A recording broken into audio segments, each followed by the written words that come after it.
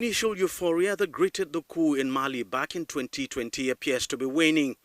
Opposition political parties and civil society groups which had supported the coup back then are now demanding a concrete transition date. The military regime had originally promised to hand over power by March 2024, but nothing has happened on that front so far.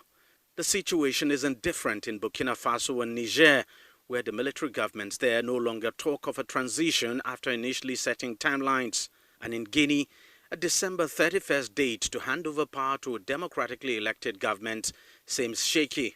The developments in Mali, Burkina Faso and Niger is not one that we are happy about. And I'm sure ECOWAS has continued to engage with those governments, even though they have tried to pull away from ECOWAS. ECOWAS has made it very clear that she's going to put in all efforts to ensure that they return to constitutional democracy. And so we should just encourage ECOWAS to do the needful. I think what will help much more is when domestically within these countries, you begin to have opposition from the citizens.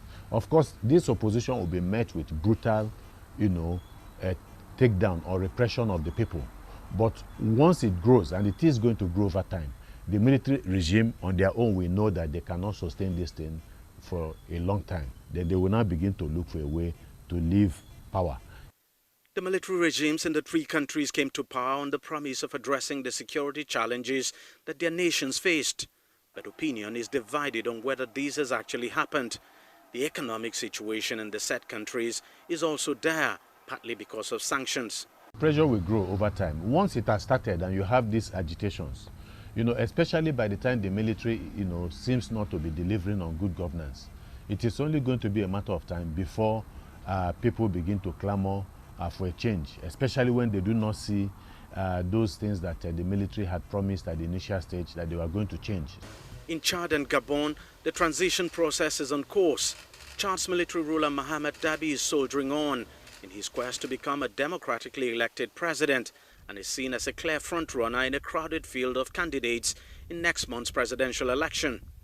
In Gabon, a national dialogue is taking place to develop a roadmap towards democratic elections. The context of military interventionism in those countries are different. They're absolutely different. In Chad, for instance, what happened was circumstantial. In Gabon, it was almost a similar kind of thing as a result of an election that was badly run.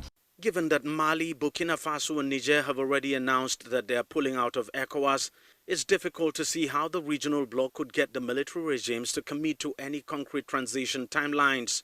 Unless the situation changes, it's looking more likely that the regional bloc can only be a bystander as the transition process plays out in the three countries.